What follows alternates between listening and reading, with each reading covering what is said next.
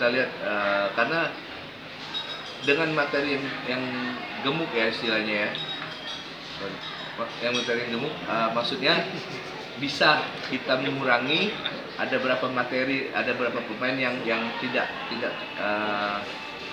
aktif lah, atau posisinya memang kurang produktif atau menumpuk. Karena hanya kalau kita sampai untuk promosi sampai final itu hanya 9 pertandingan. Nah di sana ya mungkin kita seleksi lagi. Kemungkinan itu ada untuk mengurangi pemain.